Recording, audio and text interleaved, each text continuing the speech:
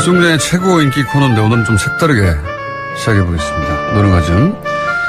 정의당 노회찬 원내대표 오늘은 전화로 시작합니다. 안녕하세요. 예, 안녕하십니까. 예, 지각을 하셔가지고. 지금 예, 어디십니까? 엘리베이터는 아니십니까? 예? 엘리베이터 아니세요? 아, 지금 그대 앞 10m 앞입니다. 10m까지 오셨어요? 예. 아직 안 예. 보이는데? 아, 이제 또 오시는구나. 예, 보이죠? 죄송합니다. 예. 30초 지각을 하셔가지고, 예. 예. 자, 지금 문 열고 들어오시는 와중입니다. 들어오셨나요? 예, 안녕하십니까. 다시. 예. 자리에 앉으십시오. 무슨 으로 하겠습니다. 아, 이렇게 시작해보긴 처음입니다. 자, 어쩌다가 지각을 하셨습니까? 아, 예, 비가 많이 와가지고 올림픽 도로가 꽉 차 있습니다, 차로서. 네. 죄송합니다. 추석 연휴는 잘 보내셨어요? 네. 예, 잘 보냈습니다. 원래 정치인들은 추석 연휴 때 민심을 듣는다고 하잖아요. 예. 실제로 그렇게 합니까? 듣게 되죠. 왜냐면은 네. 주로 이제 추석 전까지, 직전까지 이렇게, 많은 분들을 특히 지역구 의원들을 만나게 됩니다. 추석 인사하러 다니면서. 아하, 그렇게 듣는구나. 예. 그때 이제 그 많은 얘기를 사실 듣게 되죠.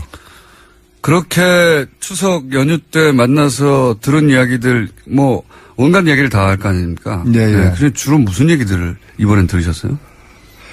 제가, 들은 얘기 중에 아주 기억 남는 얘기가 추석 예. 직전에 제가 그 지역구에 어느 성당에 갔었는데, 예. 그 신부님께서 강론을 하면서 예. 그 신자들에게 하신 얘기인데 사실은 저보고 들으라고 한 얘기 같은. 예. 사기치지 마라. 사기치지 마라. 거짓말 하지 마라. 하지 마라. 쪽팔리는 일 하지 마라. 이런 얘기 일반적인 정치인들에게 하는 얘기로 들렸습니다. 뜨끔하셨습니까? 예? 뜨끔하셨어요. 예, 저는 뭐 약간 좀 덜 뜨끔했지만. 사기치지 마라. 예. 전반적으로 정의당에 대한, 평가뿐만 아니라 국정에 대한 평가, 뭐, 여러 가지 얘기를 하잖아요. 열심히 하고 있다는 얘기를 뭐 저는 좀 들은 편이고요. 예. 다만 그 최근에 경제 상황이 특히 힘들기 때문에 의외로 경제 문제에 대해서 걱정하시는 분들이 많았고 또 추석 휴가의 긴 것이 경제에 도움되느냐 안 되느냐 가지고 그쵸. 예, 일반인들도 여러 견해가 있어요. 그래서 서로 막 논쟁하고 이런 것들도 제가 이제 많이 봤는데. 특히 자영업자들은 걱정이 많죠. 특히 이제 그 10월 2일을 갖다가 예. 휴가로 이제 굳이 결정한 예. 해서 오히려 휴가가 장기화되면서 굉장히 어려워질 것 같다라는 얘기를 하는 분도 있고 또 어떤 분들은 다 휴가 길어봤자 외국에 나가지 않느냐 돈을 외국에서 쓰지 않느냐라고 지적하는 분도 있는 반면에 외국에 나가는 사람 많다 하더라도 그게 얼마 되냐. 결국엔 다 국내에서 대부분의 돈을 쓰는 거 아니냐. 그리고 휴가가 너무 길기 때문에 집에서만 밥 먹기 힘드니까 바깥 나들이 외식 뭐 이런 걸 많이 하게 되니까 그게 오히려 도움된다는 그런 의견도 굉장히 많았습니다. 의견이 분분하군요. 예. 자, 그 사이에 또 논평하실 사건들이 막 쏟아졌어요. 예. 엄청난 사건들이 많이 쏟아졌는데, 다른 주에 비해서 더 많습니다. 예. 그 중에서 큰 왕건이만 얘기해도, 예를 들어서, 국정원이 보수단체를 동원해서 김대중 전 대통령 노벨상 수상 취소 청원을 기획한 정황이 있다. 예. 이거 황당하군요. 황당을 넘어서는 일입니다, 사실은. 그런 거죠. 예. 전직 대통령에 대한 건데, 근데 여기에 대해서 국정원 그 직원 개인의 일탈일 뿐이다. 정권 차원에서는, 말도 안 되는 소리다라고, 김효재, 당시 청와대 정무수석이 이제 반박을 했습니다. 어떻게 보십니까? 아니, 말도 안 되는 일이 이루어진 건데, 네. 이게 오히려 그런 특별한 지시가 없는 한 정상적인 일반적인 사람은 상상하기 힘든 일을 한 거 아닙니까? 도저히 상상할 수 없죠. 네, 그렇다면은 이거 직접적 지시를 받았거나 아니면은 이런 일이라도 하게끔 만드는 어떤 그 조직 분위기, 조직에서 이제 머리를 쫙봐라 한번. 짜내봐라. 예. 했을 때는 나옴직한 거죠. 그렇죠. 전직 대통령인데요. 뭐 국정원 일개 개인이 기획했다는 건 저는 말이 안 되는 것 같아요. 그리고 이것이 취소 청원한다 그래서 취소가 가능하지 않다는 것도 제대로 따지지 않고서 한 거 아닙니까? 취소는 불가능하니까 이제 그런 분위기를 만들려고 했죠. 분위기를 만들어서 이제 흠집을 내려고 했겠죠. 예. 그게 인간으로서의 도리가 아니라고 저는 생각합니다. 이건 정말 상상하기 힘든 일인데, 근데 뭐 국정원이 최근에 했다고 밝혀지는 사안들을 보면 하나같이 상상하기 힘든 일들이에요, 다. 예. 그러면서 어제 나온 이야기인데 혹시 이 시발단이라고 들어보셨습니까? 예. 네. 일단 박수를 짧게 한번 3번 정도 쳐주십시오. 요건 어떻게 보십니까? 시발단이라는 게 단순히 댓글 알바가 아니라 박근혜 캠프와 연계가 되어 있는, 그러니까 국정원이 시발단을 지원했다면 사실은 국정원이 그냥 박근혜 캠프를 직접 지원한 거나 마찬가지거든요. 아, 그렇죠. 네. 이거는 공직선거법 위반도 해당되고요. 그 다음에 이것이 지원이 돈이 국정원 직원들의 어떤 개인 사적인 돈이 아니었을 거 아니에요. 국정원 예산으로 이렇게 집행을 하기 때문에 네. 특정 경제범죄 가중처벌법의 국고손실에 해당되는 무기 내지 7년 이상인가 이럴 겁니다. 굉장히 무겁게 다스리는 법인데 거기도 해당되는 거고, 무엇보다도 국정원이라는 국가기관이 특정 후보의 선거운동에 조직적으로 개입한 명백한 증거가 되는 거죠. 그런 게 처음으로 밝혀질래나 말래나 하는 상황이에요. 예. 밝혀지면 어마어마한 일인데요, 이게. 예.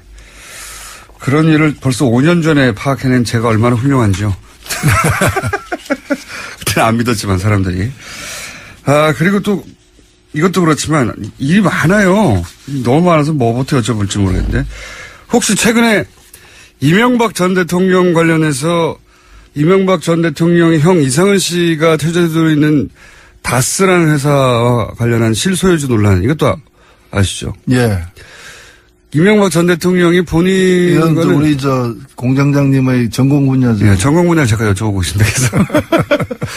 전혀 상관이 없다라고 하는데, 알아보니 최근에 JTBC의 단독 보도에 따르면 연속으로, 최대 주주는 형인데, 회사를 지금 물려받는 것처럼 보이는 것은 이명박 전 대통령의 아들이에요. 이 현상은 어떻게 보십니까? 그러니까 이게 지금 사실은 이 출발점이 도곡동 땅부터 시작해서. 그렇죠. 네. 그 다음에 다스에서 BBK에 이르기까지. 네. 이제 모든 과정에서 보면은 실소유주가 누구냐가 계속 나오죠. 계속 나오는데 여러 정황이 예. 실소유주가 지금 명목상 소유주와 다르게 예. 이명박 전 대통령 일 가능성이 매우 많아 보이는 거죠. 예. 저는 그런 정황 증거가 예. 한 다스가 넘다고 봅니다. 한 다스가 넘다. 예. 원래 말 가지고 하는 개그는 별로 재미가 없는데 이건 재미네요. 이건 거의 수학 용어죠. 한 다스. 예, 계량과 관련되는 거니까 영어로는 다즌. 예. 한 다스가 넘는다. 이거 밝혀지면 점점 이게 좁혀지는 상황입니다. 사실. 네, 그렇습니다. 네. 저는 밝혀질 가능성도 꽤 있다고 봅니다. 밝혀지면 어떻게 될 거라고 보십니까? 끝나는 거죠, 뭐. 네. 이게 단순히 도곡동 땅의 주인이었어. 차명으로 부동산을 보유했었네. 이거에서 끝나는 사안이 아니잖아요. 그렇죠. 예. 국민과 국가를 갖다가 기망한 일이고, 법적으로도 문제되고, 정치적, 도의적으로 끝나는 거죠. 그러니까 법적으로도 정치적으로도 책임질 게 너무 많습니다. 네. 김경륜 씨에 적용받았던 모든 혐의가 이제는 본인에게, 되돌아올 상황이 되는 건데, 이게 소위 이제 140억 건도 아시죠? 예, 140억을 돌려받았다. 네. 예. 옵셔널 벤처스의 소액 투자자들이 돌려받을 돈을 엉뚱하게 다스가 돌려받았다. 그 140억을 돌려받고자 하는 욕심만 없어서도 다시 이렇게 불거지지는 않았을 것 같아요. 예. 네. 그랬을 수 끝을 알 수 없는 욕망. 네. 기대하고 계십니까, 혹시? 예.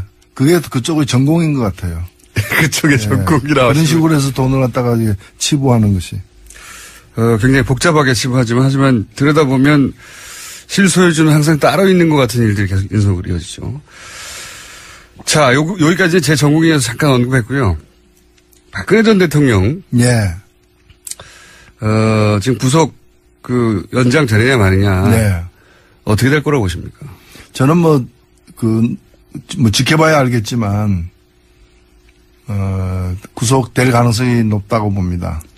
왜냐하면은 구속 연장 사유가 명백하고요. 예. 원래 이제 구속 기간이 원래는 2개월입니다. 예. 1차가. 예. 2번 연장해서 6개월까지 할 수 있는데, 예.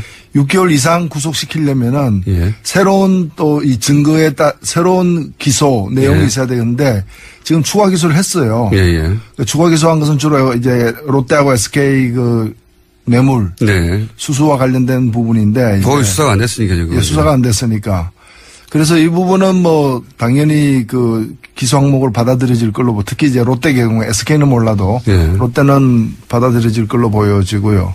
그다음에 이 공범인 다른 분들, 예. 최순실, 안종범, 김종 이런 사람들이 다 추가 기소로 해가지고 구속 연장이 됐어요. 예. 연장이 됐는데 죄질로 보더라도 그리고 범죄 정황의 위치로 보더라도 더 무거운 혐의를 받고 있는 박 전 대통령 경우에 이 구속영장이 재발부되지 않을 수 없다고 봅니다. 저도 그렇게 생각하는데. 그리고 이제 증거인멸이나 증거인멸 등의 우려가 사실은 있고요. 예. 입을 맞출 수도 있는 것이고요. 예, 그 다음에 재판에 안 나올 가능성이 굉장히 높아요. 제가 볼 때는 안 나온다고 봐야 됩니다. 지금 만일에 예. 이 영장이 기각이 돼가지고 10월 17일 날 6개월 만기로 출소를 하게 되면은 입원을 하든지 아니면 집에서 버티든지 해가지고 지금 갇혀 있는데도 보면은 안 나왔죠. 자기 재판에도 안 나온 적이 있고요. 예. 아프다는 이유로. 그다음에 증인으로 가야 될 이재용 재판 등에 다 안 나갔거든요. 예. 그러니까 안 나온다고 봐야죠. 그럴 가능성이 대단히 가스통 높죠. 쌓아놓고 밖에서 또 이렇게 못 나오게 할 수도 있는 거고요. 그리고 이제 친박 지지자들이 그 앞에서 막고서 못 가게도 할 것이고요. 네. 집행도 막을 것이고 정상적으로 재판이 진행 안 된다고 봐야죠. 그렇죠. 예, 실제로 그렇게 되면 그럴 가능성이 대단히 높다. 그런 와중에 박근혜 전 대통령이 수감 중에도 특별한 대우를 받았다고 기자회견을 한번 하셨는데요. 예, 제가 놀란 거는 교도소장의 예, 면담이 그동안 열흘에 한 번꼴로 있었어요. 열흘에 한 번. 그래서 제가 알아봤어요. 법무부를 통해 가지고 왜 면담했느냐니까 생활을 지도하기 위해서. 생활을 지도하기 위해서. 아니 미성년자도 아니고 대통령을 지낸 사람인데 생활을 잘 못할까봐 말이 안 되는. 그래서 열흘에 한 번씩 지도. 실제로 수감되어 본 사람은 아는데 예. 이렇게 면담 한 번 하는 가지고 왜 문제 삼느냐. 예. 근데 전국에 4만 명, 5만 명에 이르는 재소자들 중에 아마 구치소장 면담한 사람 손꼽기도 힘들 거예요. 왜 안 만나주죠? 예. 그리고 이 만나러 가는 것 자체가 또 이 면담은 말이죠. 변호사를 접견해도 옆에 교도관이 배석을 합니다. 예. 혹시 핸드폰이라도 건네주고 전화로도 네네. 지켜보고 있죠. 근데 교도소장 면담할 때 누가 배석하겠습니까? 그럼 혼자 쉬러 가는 겁니까? 그렇죠. 면담한다는 명목하에 무슨 일이 일어나는지 모르지 않습니까? 모르겠어요. 방에서 한 2시간 쉬십시오 하고 그 방에서 나와버리고 혼자 있게 만들고 옆에 전화기 있고 온갖 의혹이 일어날 수 있는 이런 일을 왜 하느냐라는 거죠. 단순히 면담을 왜 했냐가 아니라. 그렇죠. 하긴 소장이 면담한다고 하면 옆에 누가 안 서 있죠. 안 서 있죠. 그걸 기록하지도 않을 것이고요. 소장실에서 보통 합니까? 이제 이 소장실 아닌 곳에서 했다고 하는데 네. 그것까지도 좀 모르는 거죠. 알 수가 없죠. 예. 예. 소장실에서 했으면 말씀하신 대로 모든 시설이 다 있죠. 외부와의 통신이라든가. 그런 점이 있군요. 그런 면담도 했고. 그다음에 변호사 접견 같은 경우에도 매일매일 한다고 하고. 하루에 한 건 이상 했는데 사실 이게 이분이 일주일에 3번, 4번 재판 받았잖아요. 예. 그리고 그런 재판을 하는 날은 변호사 접견이 불가능하거든. 예. 시간상. 예. 그 다음에 공휴일 빼고 주말. 그러면은 면회할 수 있는 날이 몇 안 돼요. 예. 그러면 하루에 2번 이상 했다는 거고요. 그러네요. 예. 아마 오전, 오후. 예, 오전. 그거는 이 면회가 변호사 접견을 위한 면회였다기보다는 변호사 접견이라는 미명하에 징역을 갖다가 이렇게 편하게 보내는 시간 관리. 그런 거였다고 이제 볼 수밖에 없다는 거고 이 점은 이 박근혜 전 대통령만이 아니라 이재용, 김기춘 다 동일해요. 다 동일하게 오히려 더 그 적격 횟수가 많아요. 그러니까 징역 산다고 해놓고 비싼 변호사 집어넣어가지고 징역에서 빼가지고 자유시간 보내는 그러니까 매일 이제 외박하는 뭐 그런 거죠. 외출하는 그런 상황인 거죠. 그런 와중에서 또 교도소장하고 면담으로 빠져나가고 예. 그런 특별한 대우를 받고 있다. 공간도 굉장히 넓지 않습니까? 공간도 지금 보면은 최근에 어떤 재수자가 헌법소원 내가지고 이겼는데요. 예. 그게 뭔가 하면은 0.3평. 0.3평. 0.3평이면 신문지 2장 반이에요. 예. 신문지 2장 반에다가 재운 거예요. 그래가지고 국가를 상대로 해가지고 이거는 그 부당한 처우다 해가지고 뭐 몇백만 원 국가가 배상하라라고 이제 판결을 받아냈는데 그런 사람이 쓰던 공간에 비하면 그런 사람이 10명의 공간을 혼자 쓰고 있는 거죠. 그런데도 이제 그 안에. 이게 일종의 스위트룸, 호텔로 따지면 이제 스위트룸에 지내고 있는 거죠. 스위트룸. 그런데 요즘 대망을 읽고 있다고. 예. 소설을. 그러면서, 동아일보에 보도든가요? 보면 앞으로 정치적 역할에 대한 구상을 하고 있는 거 아니겠냐, 뭐 이런 식의 해석을 하던데. 글쎄요, 뭐, 대망이라는 게 제가 듣기에는 크게 망했다. 크게 망한 분이 뭐 다시 그런 생각을 왜 가지는지 참 이해가 안 갑니다. 예. 본인이 그런 생각을 하는 건지 해석을 그렇게 하는지는 모르겠습니다만, 대망이 크게 망했다. 예. 이게 말개그가 보통 재미없는데 오늘 다스하고 대망 저는 그 사전적 의미를 얘기한 것이고요. 대망. 예. 자, 다른 당 얘기도 좀 해볼까요? 갑자기 어제 그저께 홍준표 대표가 사찰당하고 있다고. 예. 그래서 통신기록 예. 조회에 대해서 이거 봐라 사찰당하고 있다고. 본인 것도 아니고 본인 보좌관과 번호를 공개를 하면서. 예. 이 사찰이 아니라고 이제 그 번호를 그러니까 주민등록번호 정도 조회했던 걸로 보이는데. 통신조회라 그러죠. 예, 통신조회 기관들이 그러니까. 뭐 피의자가 통화를 누군가 했는데 그 피의자가 통화한 사람이 누군지를 확인하기 위해서 그 전화번호의 소유자가 누군지 확인하는 예. 거죠. 그런 통신조회를 6번 당했다. 근데 사찰이라고 주장한 것에 대해서 어떻게 보십니까? 저는 제일 먼저 드는 의문이 사찰이 필요하다고 이제 생각이 들어요. 왜냐면은 그 결국에는 그 보좌관 명의의 예. 그 전화번호고 네. 보좌관 홍준표 대표가 내가 보좌관과 연관된 일인 것 같은데 네. 도대체 그 보좌관은 어떤 보좌관이길래 예. 다양한 어떤 이 범법자들과 관계를 맺고 있느냐라는 거죠. 범법자들과 어떤 관계를 실제로 맺는지 모르겠지만 그러니까 여러 통화 기록은 있는 거죠. 통화 기록이 있는 거죠. 예. 그러니까 특징이라고 그럴 수는 있는데 그것도 이제 뭐 경남 도경에서 수사하고 있는 사람, 예. 뭐 함안 경찰서에서 뇌물죄로 수사하고 있는 사람, 예. 또는 뭐 경남 양산에서 뭐 수사하고 있는 사람, 또는 군에서 또 알아보고 있는 사람, 예. 다양한 주로 이제 중앙지검에서 알아보고 있는 예. 사람 그런 식으로 범죄들도 보면 죄질이 안 좋은 그런 이제 뇌물 연관된 예. 그런 분들과 이 보좌관이 통화한 기록이 나와서 예. 그 번호의 주인이 누군지 확인하는 과정에 통신조회가 이루어졌다는 겁니다. 지금. 근데 우리 상식으로 보면 한 사람이 예. 그렇게 그 비슷한 시기에 그렇게 다양한 어떤 이 그 범죄 의혹을 받고 있는 사람들과 통화하기도 쉽지 않은 거거든요. 그 교우 관계가. 예, 굉장히 그 뭐 대표 측근에 있을 만한 사람은 아니지 않느냐는 생각까지도 사실 드는 거죠. 교우 관계가. 그런 분들이 혹시 이렇게 본인의 뭐 탄원이나 혹은 구명을 위해서 보좌관에게 전화를 한 거나 뭐 그런 거 아닐까요, 혹시? 글쎄, 그것까지는 이제 내용을 모르겠는데, 근데 네. 이런 것을 제대로 알아보지도 않고, 저 같으면 그거부터 왜 조회를 당했는지부터 알아보면은 그걸 공개하기 힘들 거예요. 자랑하기 힘들 건데, 그런 절차 없이 바로 자랑을 한 거잖아요. 자랑을. 본인이 사찰당했다. 결과적으로는 원하지 않았지만 자해를 한 셈인 거죠. 안타깝습니다. 안타깝습니다.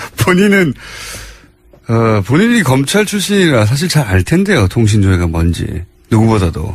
근데 홍준표 대표가 이제 최근에 그 박근혜 전 대통령 아까 저기 그 구속영장 재발부와 관련해서도 예. 아마 탄핵시켰으면 됐지. 탄핵시켜서 끌어내리고 예. 당신들이 정권 차지했으면 됐지. 무언 또 구속영장까지 재발부하냐. 예. 그러니까 이분이 뭐 사실 이분이 법조인 출신인데도 예. 법에 대한 그 개념이 잘 안 서 있는 것 같아요. 그래서 제가 법치가 아닌가, 우리 음치가 있듯이. 음에 대해서 이제 절대음감이 이제 제대로 안 서 있는 잘못된 분들. 그래서 법을 갖다가 함부로 이렇게 너무 여기는 게 아닌가 이렇게 보이죠. 아마도 이제 지금 국정원 소위 프레임, 국정원 전국이 사실상 최근 뭐 한두 달 계속 진행되다 보니까 이명박 박근혜 시절에 국정원들이 얼마나 정치 사찰을 많이 했는가, 정치 공작을 많이 했는가 이런 뉴스가 끊임없이 나오다 보니까 문재인 정부도 마찬가지다. 당신도 사찰하지 않느냐 이 얘기를 하고 싶었던 것 같아요. 근데 내놓을 게 없다 보니까 보좌관 통신조에 이걸 내놓다가 지금 자충수죠 사실은 일종의. 그렇죠. 좀 제대로 면밀하게 보고해야 되는데 평지에 풍파만 일으킨 꼴이 된 거죠. 평지에 풍파. 유승민, 김무성 의원 또 다른 당 얘기를 해보자면 추석 직후에 회동을 가졌는데 입장 차만 확인했다. 몇 주 전부터 계속 얘기하셨지만 이 당은 약간 쪼개질 것 같은 분위기가 지금 냄새가 계속 난다 하셨잖아요. 네. 네. 그게 머지않아 바로 될지도 모른다 이런 말씀하셨는데. 빠르면 그 전당대회 직전일 것이고 아니면은 뭐 지방선거 전. 여하튼 어떻게 쪼개질지는 뭐 가봐야 알겠습니다만은 온전한 형태가 지속적으로 유지되는 네. 그런 상황은 참 어렵다. 어렵지 않겠나 이래 보이죠. 나가는 거를 결심한 것 같죠, 그죠? 이쪽 소위 이제 통합하라고 하는 쪽들은. 근데 뭐 유승민 대표도 뭐 어저께 그 인터뷰 보도된 걸 보면은 통합을 안 하겠다는 게 아니고. 예, 그렇죠. 지금 당장은 명분이 없지 않느냐. 그렇죠. 예. 그래서 어찌 보면은 크게는 큰 그림으로는 좀 장기적으로 보면은 뭐 예. 사실상 다 통합될 것이라고. 통합될 것이라고 봐야 되는 거 아니냐. 먼저 누가 가고 뭐 예를 들어서 어제 유승민 전 대표가 무슨 소리냐. 예. 이렇게 어렵게 나온 만큼 반드시 살아남아서 어떻게 하겠다. 이게 아니고 말이 좀 바뀌었어요. 그죠? 예. 그렇죠. 기차는 탄다죠. 몇 시차를 타느냐. 몇 시차를 타느냐. 뭐 이게 이제 다른 거죠. 모르겠습니다. 이게 전략적으로 어쨌든 통합을 할 테니 일단 기다려라 라고 하는 그래서 지금 통합파들을 좀 주저앉히려고 하는 말인지 정말로 본인도 시간의 문제일 뿐 통합을 하려고 하는 건지는 모르겠는데 어쨌든 어제 나온 메시지는 통합하든 자강파든 통합을 하겠다는 거 아닙니까? 그렇죠. 네. 언제 할지에 대한 의견차 혹은 어떤 식으로 할지 무슨 명분으로 할지에 대한 의견차. 그 선자강 후 통합이냐 선통합 후 자강이냐 결국에는 뭐 짜장 먼저 먹느냐 면을 먼저 먹느냐 섞어서 먹느냐 뭐 그런 차이죠. 탕수육을 찍어 먹느냐 부어 먹느냐. 예, 막 그렇습니다. 먹긴 먹겠다는 거 아니겠어요? 위 입장에서는 똑같습니다. 위 입장에서는 똑같습니다. 마지막으로 한 가지만 더. 어제 잠시 저희가 조배수 의원과 인터뷰상에서 화제가 됐던 내용인데, FTA, 갑자기 생각이 안 나가지고. FTA 재협상에 대해서 국민의당에서는 이제 사과하라, 대통령에게. 근데 재협상이 없다고 하지 않았냐. 근데 왜 이렇게 재협상이 지금 미국 쪽에서 하자고 하니까, 재협상이 없다고 했었는데 재협상을 미국 쪽에서 요구하니까 문재인 대통령이 사과하라고 요구하고 있어요. 예. 조배석 의원과 어제 인터뷰 중에서 재협상이 없다고 한 게 아니라 재협상을 합의한 적이 없다라고 합의를 안 했는데 저쪽에서 일방적으로 요구하는 걸 왜 우리 대통령이 사과해야 되냐. 트럼프 대통령의 사과를 요구하면 요구했지 뭐 이런 얘기를 어제 하다가 인터뷰가 끝이 났는데 혹시 요 FTA 관련해서는 또 예, 뭐 대통령 사과 문제는 본질을 저는 벗어난 거라고 보고 왜 관심이 거기에만 머물러 있는지 오히려 걱정이 되고요. 왜냐면은 이 FTA 재협상 요구를 어떻게 받아들여야 되고 우리는 어떻게 대응해야 되느냐가 초미의 관심사입니다. 책임 있는 정당이라면 이 문제에 대한 답을 밝혀야죠. 국민의당은 그래서 재협상 하자는 말이냐, 하지 않고 버티자는 얘기냐, 또 어떻게 재협상 하자는 얘기냐를 입장을 천명하고 정부로 하여금 그걸 받아들이도록 요구를 해야 되는 거 아니냐고 보는 거고요. 저는 걱정이 사실 이 FTA가 현재 유지되고 있는 FTA가 유리한 건지 불리한 건지 각각의 나라에 이거는 사람마다 평가가 다릅니다. 그렇습니다. 근데 종합적으로 보면 유리한 것도 있고 불리한 것도 서로에게 그렇겠죠. 다 있는 거죠. 그러면은 유리한 걸 갖다가 더 확대하고 불리한 걸 줄이려는 건 서로가 다 마찬가지. 네네. 그 추구하는 바라고 뭐 우리도 그렇게 해야 되는데 그렇게 하려면은 저쪽에서는 세게 나왔잖아요. 네. 미치광이 전술이라 그래가지고 네. 잘못하면 깰 수도 있다. 대놓고. 네. 그러면 우리는 그래 우리도 깨라. 깰 수 있다. 네. 깨라 한번 깨봐. 이렇게 나가야 되는 거 아니냐. 네. 그러니까 먼저 우리 쪽 대표가 혹시 저는 이제 김현정 대표가 혹시 종합적으로 우리가 더 많이 얻고 있다. 라고 판단하고 네. 그래서 깨서는 내주긴 뭔가 내줘야 된다라고 생각하고 그래서 좀 적게 내주는 것이 훌륭한 협상 전술이다라고 판단한다면 그 판단은 오판이다. 그렇게 해서 상대가 될 사람들이 아니다라는 거죠. 저기서 미치광이로 나오면 우리는 더 미치광이로 나가야 됩니다. 네, 더 하긴 힘들 거고 우리도 그 트럼프한테 배울 게 있다는 거죠. 그런 점에서는 우리도 세게 나가야죠. 아 그거 우리 안 그래도 깨려고 했었어. 뭐 이런 식으로 아직 안 깨졌나 뭐 이러면서 아직 안 깨졌나. 그렇게 나가야 저쪽도 좀 정상적으로 이렇게 나오지 않겠나. 알겠습니다. 꽃 머리에 꽂고 막 나와요. 그렇죠. 자, 야, 오늘 여기까지 하겠습니다. 이 시간만 되면 저는 즐거워요. 자, 지금까지 정의당의 노회찬 원내대표였습니다. 감사합니다. 네, 감사합니다.